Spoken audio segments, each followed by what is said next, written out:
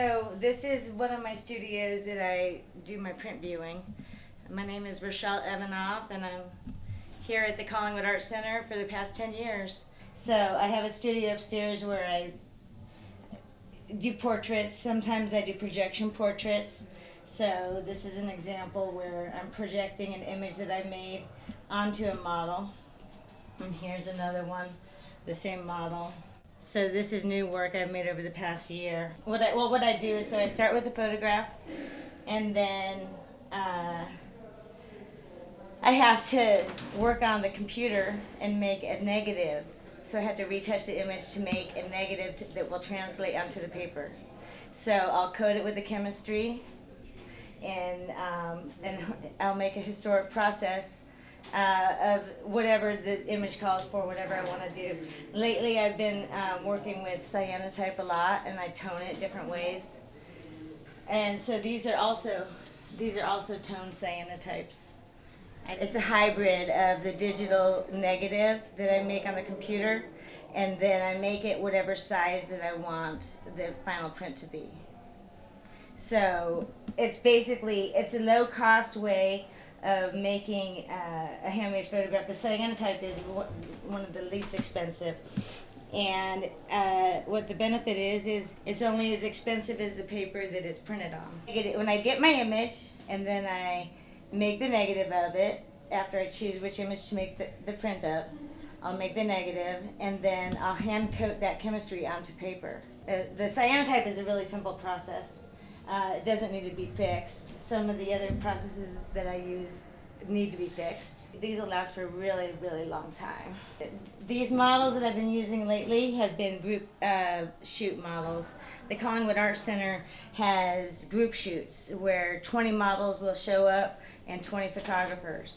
And you schedule a day, and one day out of a month or one day out of 2 months, I'll shoot models that want to be photographed, and I'll trade them for content. But in 2025, I plan on taking commissions for portraits. I'm in the process of pressing my paper in the heat press here. So let me grab this print. You can see what I'm doing in here. Well, when I make my handmade prints, the paper curls automatically, and when it dries. And so to make a flat print, I press it in the heat press. And I'll put the print on the copy stand and document it with a digital camera. And that's how I get it on the internet. There's more artifacts when I scan it that I have to touch up. So there's always going to be some kind of spot in photography that needs to be touched up. So I'll just leave that for now, and I'll take you upstairs. Let me grab my keys. I know I set them down somewhere.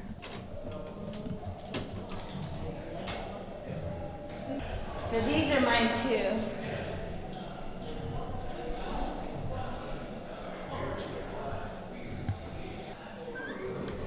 So in this space, I had invited artists. These are mine. All the photographs are mine, but the sculptures are Julia LeBay and Yusuf Latif collaboration. And then over here are tricolored gum bichromate and infrared silver gelatin prints. I've been trying to narrow down exactly what that I like to do, and they're portraits and landscapes, and anything really that I can get my hands on. I like the photograms because it gets me in my garden to, it's a very intuitive process to make the compositions and add the color. Would you like to see my other studios? Yeah, I'd love to. Okay, I'm gonna just get this door. Okay, now the light's off up here, so watch your step. This is where I make my prints. So right over here is my UV exposure unit. So that's the artificial sun. And I put my negative in this contact printing frame that opens like this. And So I'll put my negatives in there. I trim the edges on the negatives so the borders don't show.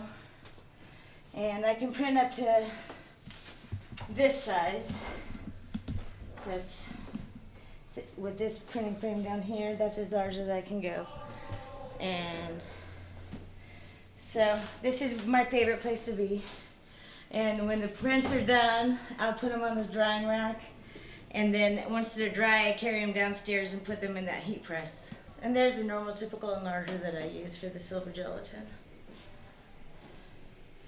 But you're seeing in my studio in a little bit of disarray right now. Like, I didn't have a liner in my bag, so I put my trash close to it.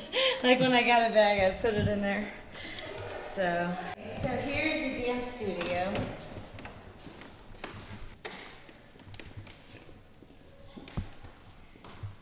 And it just happens to be here close up to my other studio, so it's nice to hear music and people in here. And if nobody's in here, I can come in here and dance if I want to, but I'm usually too busy trying to finish my work. I think I locked my door. Let's see, I did. Okay. So this was my very first studio. There you go. Okay. So before I had that studio down there where I plumbed those sinks, I had to transport my water. So I had a big hose and I took it all the way down to that bathroom by those double doors. And then this was the drain tank. I don't have to do that anymore since I have running water. Yeah, well, just you fill the trays and then you empty them and then you fill it again. So yeah, you need a lot of water. And this is where I coat my paper. So what I use is freezer paper, and it cleans up nice. But what I do is I just replace the freezer paper when I'm ready to do another print session. So this is where I sign my paper. When I figure out what process I'm going to do, I will sign my name and the year, and that it's a handmade photograph and what type of process I'm using. This is cyanotype Burger Cup 320. That's safe to make paper signed in advance that way. So when I do my coating, I'll wipe it while it's wet, and that's why you see all these like this. This is what it looks like after I clean it up. But these are the chemicals I mix, and I mix enough to cover about 14 prints, and I dry them in these cabinets. So I'll hand coat it with a paintbrush, and then dry it, and then I'll go down to that other studio and get my trays set up, do whatever else I need to do while the paper's drying, and then I have a print session, and I'll make 2-minute exposures to 1 to 3 minute exposures in that UV exposure unit. The longer that you expose it, the darker it gets. In the case of cyanotype, if you make it darker, then you can bleach it and tone it. So it just depends on how you want your final print to look. The prints that are more like a brown color, those were toned in tea. These are just old chemicals. I love giving tours here. See, most of the time I come to work and I just get into my studio and I close the door and I do my work. And then rare opportunities I have to give people tours. Hi. Hi.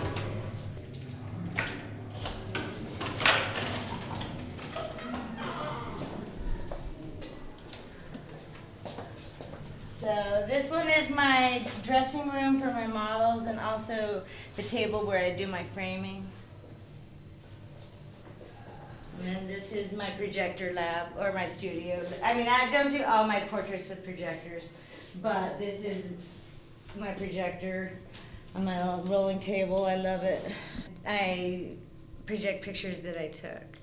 So far, I mean, I'm not opposed to projecting someone else's image, but in my work I've been projecting my own images. Then I actually took on a trip to the Pacific Northwest. That was all the models that I shot every month this past year, I projected the same images onto them. So It's interesting to see how each of the models related to the images I was projecting. It depends on how they respond to the image, and it's all kind of what I like is the serendipity or the surprise when the picture just happens to work. So I'll project like 100 pictures, and each model responds to the picture in their own kind of way, and whoever ends up with the best looking picture for that image, it's kind of, I've been working with that. That's been fun for me to look and compare. I have various things that I have around, but I don't normally have the baby carriage or my little cook thing there. But I moved it out of the way because I thought it would be okay in here for a while, and it was. So I could move it out of the way. I mean, this on wheels, so Oh, yeah. I can use the black backdrop. I can be versatile, and I can shoot all over the building too. So I'm gonna turn this light off now.